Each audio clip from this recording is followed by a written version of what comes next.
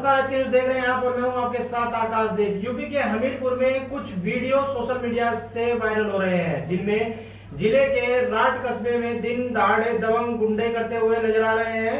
ये नेता भाजपा के नेता के घर के दरवाजे तोड़ते हुए नजर आ रहे हैं। दिन दहाड़े भाजपा के पूर्व जिला अध्यक्ष मनोज गुप्ता के घर पर हमला किया गया है। धारदार हथियारों के साथ दबंगों ने पुलिस की मौजूदगी में ही सरेआम भाजपा नेता के विवादित घर में दरवाजे तोड़कर घर में कब्जा कर लिया है।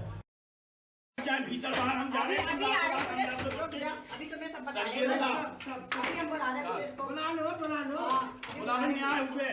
जब ये हम लोगों के साथ हो गया तो जन सामान्य कतई सुरक्षित नहीं है।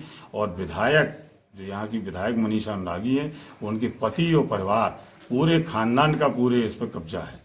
विधायक निधि, गुंडागिर्दी, नंबर 2 के काम, गल्ले की खरीद और जितनी ठेकेदारी उन पर कब्जा, जितने दारू के ठेके हैं उन पर वसूली, थानों से वसूली, विभागों से वसूली और कई चीजों के मैं प्रमाण दूंगा। मेरे पास प्रमाण है इस बात की। उत्तर प्रदेश में अपराधियों के हौसले इस कदर बुलंद है कि योगी सरकार के सारे इंतजामात नाकाफी साबित हो रहे हैं। फर्रुखाबाद में 12 घंटे के अंदर 2 हत्या हो गई है। थाना कासगंज क्षेत्र में जमीनी विवाद के चलते बड़े भाई ने छोटे भाई को गोली मारकर घायल कर दिया। इलाज के दौरान युवक की मौत हो गई, जबकि हैबतपुर इलाके में दबंगों ने काशीराम कॉलोनी में विवाद में एक किन्नर को गोली मारकर मौत के घाट उतार दिया है।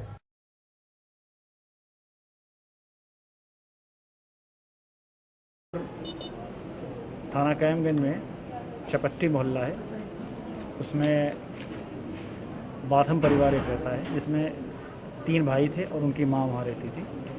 तो उसमें एक भाई मकान के बंटवारे को लेकर काफ़ी विवाद किया करता था पहले से। इसकी जानकारी स्थानीय थाने को भी थी और थाने ने पहले से ही सारी विरोधात्मक कार्रवाइयाँ उसके खिलाफ की थी। लेकिन आज परिस्थिति ऐसी हुई कि पहले उन्होंने झगड़ा प्रारंभ किया अपने घर के भीतर। माँ ने समझाने का प्रयास किया तो घर से दोनों बाहर निकल आए और गली में लगभग 200 मीटर दूर जाकर के उन्होंने तेज तेज झगड़ा शुरू किया। पास पड़ोस वालों ने समझाने का प्रयास किया, लेकिन इसी बीच बड़े भाई ने मोबाइल ऊपर तमंचे से फायर किया, जिससे 3 गोलियां लगी और ब्रजेश बाथम नाम के युवक की, जो 32 वर्षीय युवक है, उसका भाई भी था, उसकी मृत्यु हुई। थाना मऊ दरवाजा का क्षेत्र है। यहाँ पर आज एक किन्नर शबाब को कुछ असामाजिक तत्वों ने इकट्ठा होकर मारपीट की और उसे गोली मार दी, जिससे कि अस्पताल में ले जाते समय उसकी मौत हो गई। सोनभद्र जिले में शुक्रवार की दोपहर लगभग 3:15 पर गोरारी गांव में नशे में धुत बेटे ने पैसे की बात को लेकर घर में ही हंगामा खड़ा कर दिया और पत्थर से मार कर अपनी मां को ही घायल कर दिया, जिसके बाद वो लहूलुहान हो गई। साथ में बचाने आई पत्नी को भी मार कर बेहोश कर दिया। वो झगड़ा में लड़ाई भल बा, बेटवा पतो मारता है। काहे बदी? पैसा कौड़ी बदी जे हमें दे पैसा कुल कम जौन बेचले बा खेत कियारी तब। तो कहाँ चोट लगल है? यहाँ सीना पर लगल बा, यहाँ नकुना पर। हमें के बच्ची के मल्ले से हमके मल्ले से।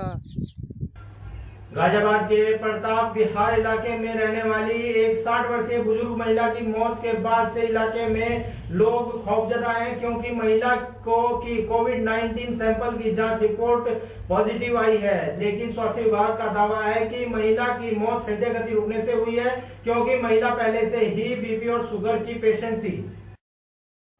एक महिला है मिथिलेश गुप्ता, जिनको अभी 2-3 दिन पहले ब्लड प्रेशर की वजह से यशोदा अस्पताल में भर्ती कराया गया था और वहां जाकर के उनकी स्थिति ज़्यादा ख़राब थी, तो उनको उन्होंने आईसीयू में भर्ती कर लिया। और अभी कल पता चला है दोपहर 12 बजे कि उनकी मौत हुई है। मौत का कारण प्रशासन बता रहा है कि वो हृदयघात की वजह से हुई है और शुगर की वजह से हुई है, जबकि परिवार वालों का कहना यह है कि शुगर तो उनको था ही नहीं। नहीं, सरकारी विभाग के तो आए थे सर, वो लोग सैनिटाइजर कर गए हैं बिल्डिंग के। हाँ, और वो बोले कि हो सके कि डॉक्टर लोग भी आएंगे चेक करने के लिए सर। अभी तो कोई सीलिंग नहीं हो रही है सर। इस बारे में मुख्य चिकित्सा अधिकारी सक्षम व्यक्ति हैं, उन्होंने संभवतः कोई एक रिलीज भी प्रेस के लिए जारी की थी। उस प्रेस रिलीज के ऊपर और उसके आगे पीछे हम इसमें कुछ न ऐड कर सकते हैं न डिट्रैक्ट कर सकते हैं। अयोध्या में धारदार हथियार से हमला कर एक किसान की हत्या कर दी गई। विवाद की वजह आपसी रंजिश बताई जा रही है। हिंसक हुए दूसरे पक्ष के लोगों ने फावड़े से हमला कर किसान को मौत के घाट उतार दिया। आरोपी पर मामले में 1 वर्ष पहले हरिजन एक्ट के तहत कार्रवाई की गई थी, जिसके बाद से बाबूराम को आरोपी लगातार जान से मारने की धमकी दे रहा था। पहले अप्रैल मार्च में झगड़ा हुआ था, पाइप फैलाने के लिए दूसरे टिबिल से लेकर जा रहे थे और रोका है वहाँ। उसके बाद ये भी बोला, कुछ हाथापाई करने लगी। उसके बाद छोटे भाई को औरत को मारा था, उसमें हरिजन नेट लग गया, उसका कमर भी खराब हो गई थी, छोटी यानी हमारे। उसके बाद वो बोला था कि उनको काट के जब तक बहा नहीं देंगे तब तक हमको संतुष्ट नहीं मिलेगा।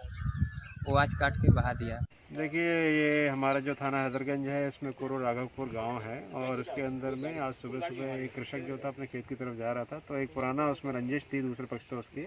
जो कृषक था उसका नाम बब्बू राम था और जो विपक्षी हैं उनका नाम कपिल देव तिवारी है। और उनके बीच में एक पुराना मुकदमा भी चल रहा था। उसी के रंजिश को देखते हुए यहाँ ये गन्ने के क्षेत्र में छुपे हुए थे जो इनके अटैकर थे और उन्होंने इनके ऊपर अटैक किया, इससे इनकी मृत्यु हो गई है। इसमें इमीडिएटली पुलिस ने यहाँ पहुँच जो है उनको पोस्टमार्टम के लिए भिजवाया है और इसमें मुकदमा दर्ज करके जल्दी इसमें अरेस्टिंग की कार्रवाई की जा रही है। खबरों फिलहाल इतना ही। मुझे दीजिए इजाजत। देश और दुनिया की तमाम छोटी बड़ी खबरें देखने के लिए बने रहिए हमारे साथ, देखते रहिए HK न्यूज़। नमस्कार।